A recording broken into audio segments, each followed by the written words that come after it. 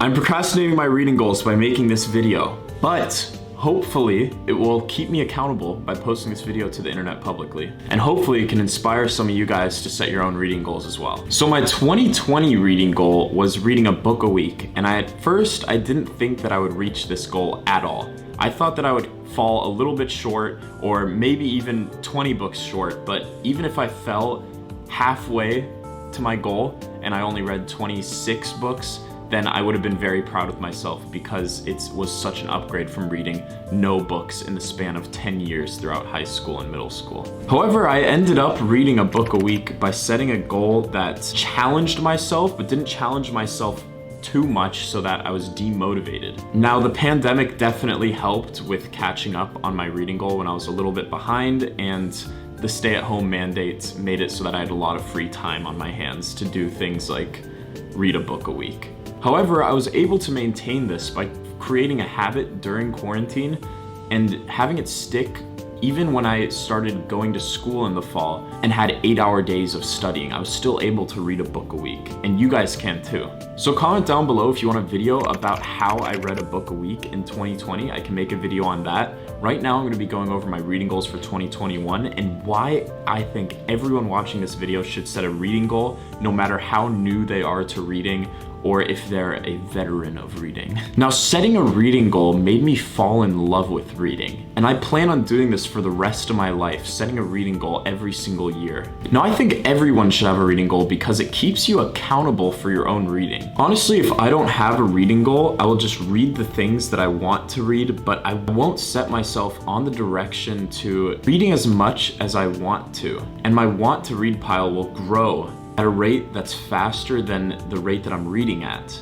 Now, setting a reading goal, specifically on Goodreads or telling a couple friends about it, will make it so that the people around you can witness whether you're full of shit or not. So I'm a very goal-driven person, and having a goal for reading really helps me stay motivated and stay on that path, and it quantifies my progress in a way that I can measure it every single day. Having a destination with reading can motivate you a lot more to do it. And there's a lot of published research on how having a goal and writing it down can 10x your possibility of reaching that goal.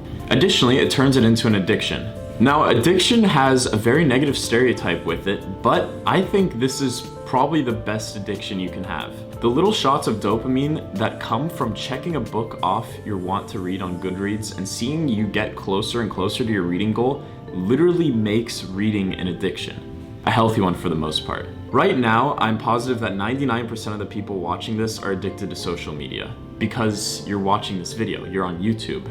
So you probably have a slight addiction to YouTube. And now you may have the reaction of an addict. No, I don't go on YouTube that much. Well, check your screen time, because I'm sure you underestimate how much you actually go on YouTube, because I know I do, and I know that every one of my friends does. And if you don't underestimate the time that you're on your phone, you'll probably be the first person that I've ever met not to do that. However, this is a good thing because, weirdly enough, James Clear explains in his book Atomic Habits that it's actually easier to replace bad habits with good ones instead of establishing good habits. By replacing bad habits with good ones, whenever you get a craving to do something, you just transmute that energy to a good habit. So for example, I bring my phone to the bathroom almost every time that I go to the bathroom. And now I've recently been trying this new thing where instead of bringing my phone, and I have a craving to do that, I bring a book. So yes, I'm sitting on the toilet and I'm reading books. I'm like an old man. But there's a reason old men are doing it. They're wise and they know that it's the key to happiness. No, but actually, setting a reading goal will help you become a much better person and grow as an individual by reading more than you usually would and framing it as an addiction. So now for my 2021 reading goal. I know it took a while to get here, but my 2021 reading goal is 53 books.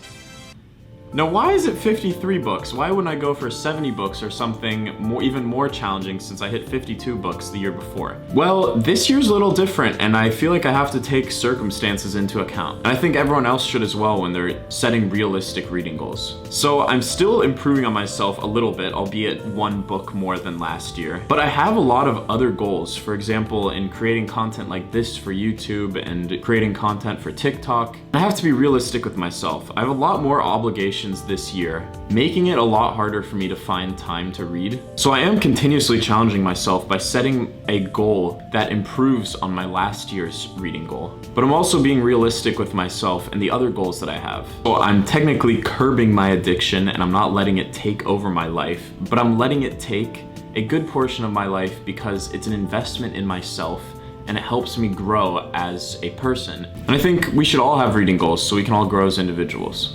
So what do I plan on reading this year? If I'm trying to expand as an individual, does that mean that I should necessarily just read nonfiction that helps me grow? Well, no, I don't think so. Because fiction actually has a lot of applications to real life as well. For example, a lot of the characters in the fiction books that I read, I try to emulate a lot of the things that they do in my life and take away lessons learned by the characters and apply them into my life by reading proactively. So this year, I'm trying to expand my boundaries and eliminate all of the past biases and preconceptions that I had about different genres. So I'd always had a bias against fantasy, romance, those type of books, but seeing the community of people on TikTok and different platforms of people that just love these books, I feel like I may be missing out on something in life by having these preconceptions. So I'm exploring my boundaries and I'm kind of getting a little uncomfortable in my reading, and that's also another reason why I haven't upped my reading goal, because it's going to take a little longer to explore these new genres that make me a little bit uncomfortable to read, and I may not like a lot of the books that I'm reading. Alright guys, thank you so much for watching. So for the question of the day, I want to hear, what is your 2021 reading goal? And are you currently on track to achieve it?